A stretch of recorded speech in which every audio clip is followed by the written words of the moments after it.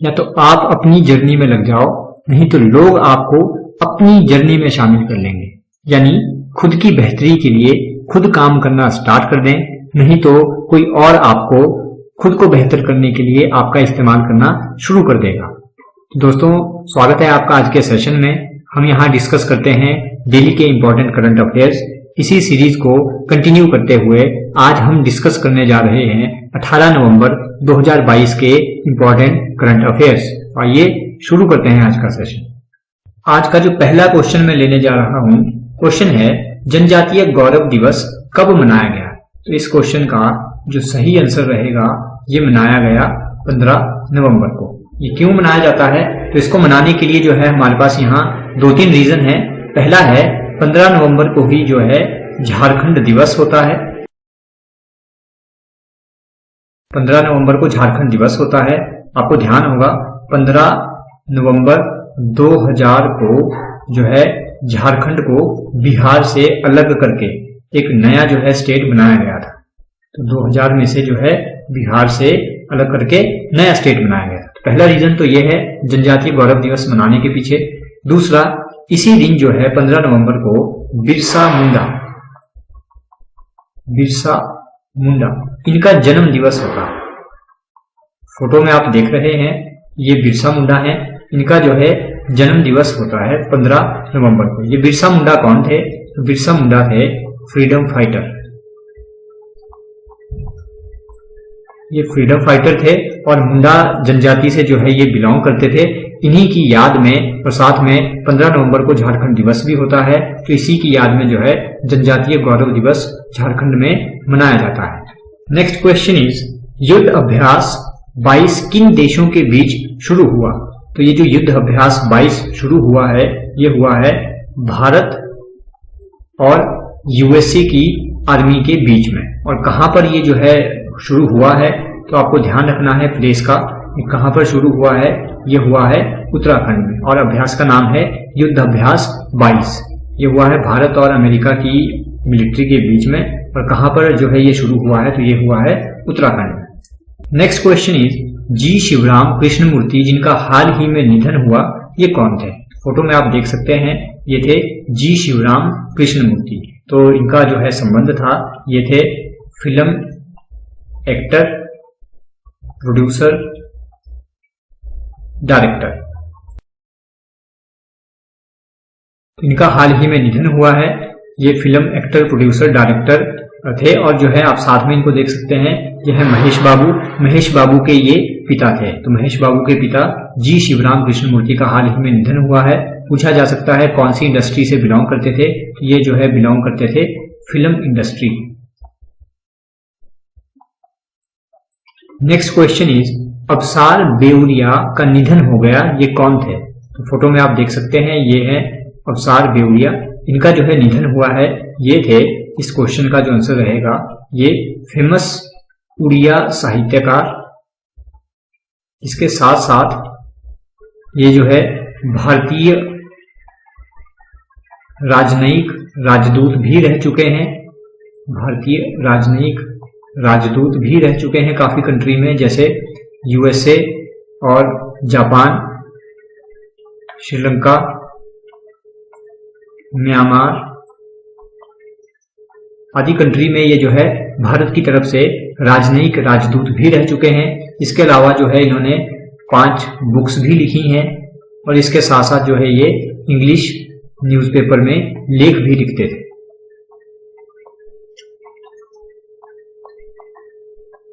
आपको ध्यान रखना है, अवसार बेउरिया जिनका निधन हुआ है, ये फेमस उड़िया साहित्यकार, भारतीय राजनयिक राजदूत, यूएसए, जापान, श्रीलंका, म्यांमार आदि कंट्रीज में रह चुके हैं।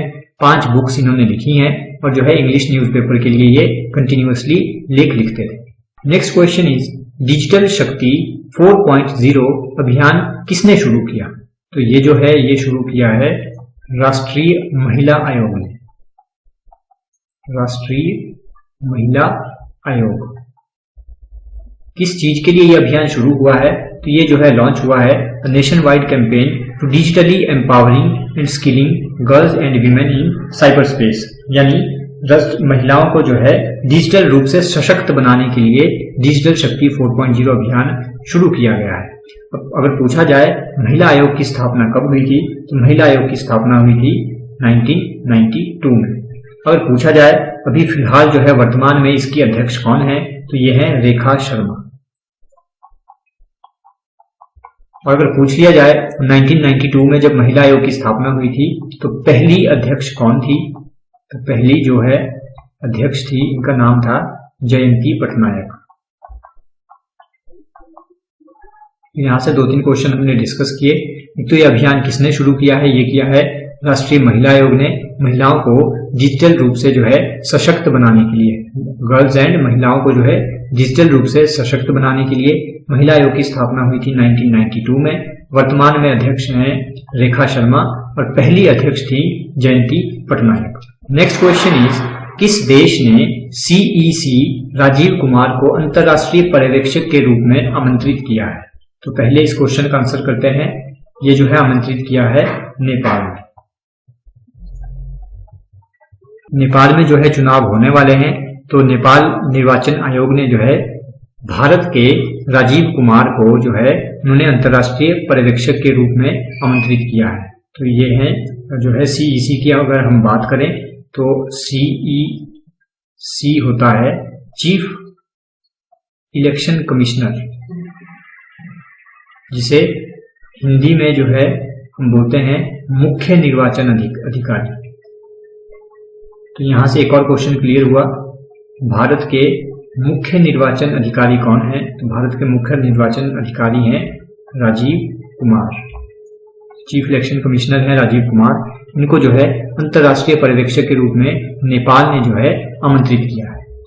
नेक्स्ट क्वेश्चन, किस राज्य में अभी हाल ही में पीसा अधिनियम लागू हुआ है? तो ये जो पीसा अधिनियम अभी 15 नवंबर को ये लागू हुआ है, 15 नवंबर को ये लागू किया है मध्य प्रदेश ने। पीसा अधिनियम है क्या? तो ये रहता है पंचायतों के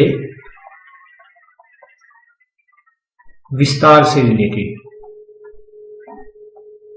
पंचायतों के विस्तार से रिलेटेड ये अधिनियम है जिसका नाम है पीसा।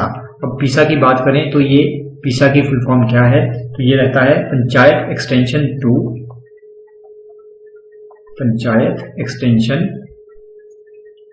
To scheduled areas act. और ये पीसा अधिनियम कब लागू हुआ था? तो ये शुरू हुआ था जो है 1996 में। 15 नवंबर 2022 को मध्य प्रदेश ने इसे जो है अपने प्रदेश में लागू किया है। इस अधिनियम को जो है ऑलरेडी 10 राज्य लागू कर चुके हैं। तो ये 10 स्टेट्स कौन कौन सी हैं? इनमें आ जाती हैं आपकी हिमाचल प्रदेश, इसमें है आपकी छत्तीसगढ़, और आ जाती है इसमें उड़ीसा, आंध्र प्रदेश, और आ जाती है इसमें गुजरात, झारखंड, महाराष्ट्र, तेलंगाना। इस तरह से जो है 10 स्टेट इस पीसा अधिनियम को ऑलरेडी लागू कर चुकी हैं। जहां पे जनजातीय क्षेत्र पड़ते हैं वहां हर राज्य में जो है पीसा अधिनियम लागू है। याद रखना है, यह है पंचायतों के विस्तार से रिलेटेड। और अभी हाल ही में जो है मध्य प्रदेश सरकार ने इसे 15 नवंबर 2022 को लागू कर दिया है। नेक्स्ट क्वेश्चन खेल से रिलेटेड है। एशियाई एयरगन निशानेबाजी चैंपियनशिप में शिखा नरवाल, मनु भाकर, ईशा सिंह ने कौन सा पदक जीता है? तो इन तीनों ने जीता है गोल्ड मेडल। पूछा जाए एशियाई एयरगन निशानेबाजी चैंपियनशिप कहां पर हो रही है? इसका जो प्लेस है ये हो रही है दाएगू। ये दाएगू कहां पर पड़ता है? तो कंट्री का नाम है साउथ कोरिया। ध्यान रखिएगा, साउथ कोरिया में एशियन एयरगन निशानेबाज चैंपियनशिप जो है हो रही है और उसमें शिखा नरवाल, मनु भाकर, ईशा सिंह ने गोल्ड मेडल जीता है। नेक्स्ट क्वेश्चन है, पहली बार मीडिया कांग्रेस की मेजबानी किस देश ने की? तो पहली बार जो है ग्लोबल लेवल पर जो है मीडिया कांग्रेस आयोजित की गई है और इसका जो है पहला आयोजन किया गया है, यानी इस क्वेश्चन का जो आंसर रहेगा यह आयोजन हुआ है अबू धाबी में। अबू धाबी कहाँ पड़ता है? तो अबू धाबी पड़ता है UAE, संयुक्त अरब अमीरात। तो अबू धाबी में जो है पहली बार ग्लोबल मीडिया कांग्रेस का आयोजन हुआ है। और इसके पीछे इनका जो है क्या मोटो था इस मीडिया कांग्रेस को जो है ऑर्गेनाइज करने के पीछे, तो ये था मीडिया को व्यावसायिक कनेक्शन और नवाचार को बढ़ाना।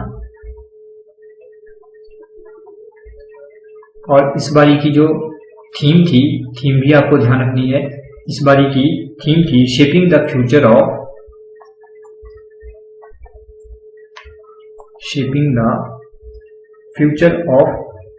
Media industry. तो आपको ध्यान रखना है कहाँ आयोजित हुई, अबू धाबी में।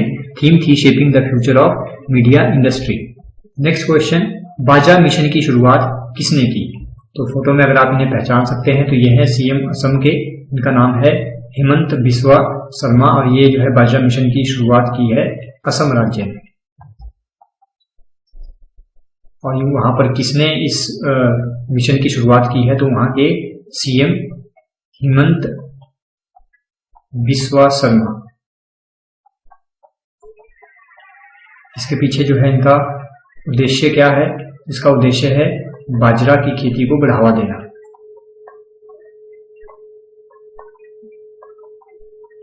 इसके लिए जो है असम में शुरू हुआ है बाजरा मिशन। आज का जो आखिरी क्वेश्चन है वो है किस देश ने भारतीय वर्कर के लिए 3000 वर्क वीजा जारी करने का जो है मंजूरी दे दी है? तो ये दे दी है ब्रिटेन। अभी हाल ही में जो G20 शिखर सम्मेलन हुआ है बाली इंडोनेशिया में, वहां पर जो है भारत के प्रधानमंत्री पीएम मोदी और ब्रिटेन के पीएम कौन है? तो अभी हाल ही में नियुक्ति हुई है, आपको ये भी ध्यान रखना है। ब्रिटेन के पीएम है ऋषि सुनक, भारतीय मूल के हैं ऋषि सुनक। और इनसे पहले जो है सबसे छोटा कार्यकाल जिन पीएम का रहा ब्रिटेन के, यानी जिन्होंने जो है इस्तीफा दिया अपने पद से, उनका नाम था लीज ट्रस। आपको वो भी ध्यान रखना है। सबसे कम कार्यकाल वाली जो पीएम है ब्रिटेन की, इनका नाम था लीज ट्रस। इनके इस्तीफे के बाद ऋषि सुनक वहां के पीएम बने हैं। और अभी हाल ही में G20 शिखर सम्मेलन जो बाली इंडोनेशिया में हुआ है, वहां पे दोनों नेता यानी पीएम मोदी और ऋषि सुनक वहां पर मिले हैं। उसके बाद जो है ब्रिटेन ने भारत के 3000 वर्कर्स को वर्क वीजा जारी करने को जो है मंजूरी दे दी। और किस एग्रीमेंट के तहत ये किया गया है?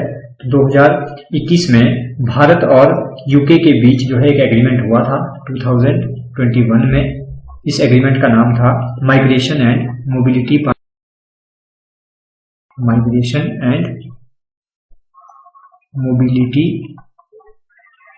Partnership agreement. ये हुआ था 2021 में। इसी एग्रीमेंट के तहत जो है ब्रिटेन ने 3000 वर्क वीजा जारी करने को मंजूरी दी है। और ऐसा करने वाला ये जो है भारत के लिए पहला ऐसा देश है जिसने जो है इस तरह से 3000 वर्क वीजा जारी करने को जो है मंजूरी दी है। इन करंट अफेयर्स की पीडीएफ डाउनलोड करने के लिए जो है आप कैरियर स्टडी ऐप डाउनलोड करें। वहां जाकर जो है आप इन करंट अफेयर्स की पीडीएफ डाउनलोड कर सकते हैं। साथ ही साथ HP टेट जो दिसंबर 2022 में होने वाला है, उसके लिए क्रैश कोर्स लॉन्च हो चुका है। 14 नवंबर से क्रैश कोर्स स्टार्ट हो चुका है। अगर आपने अपने आप को रजिस्टर नहीं किया है तो आप ऐप पर जाकर अपने आप को रजिस्टर करें और आपको वहां पर लाइव लेक्चर्स और जो है लाइव टेस्ट वहां पर फुल लेंथ के आपको कंप्लीट मिल जाएंगे।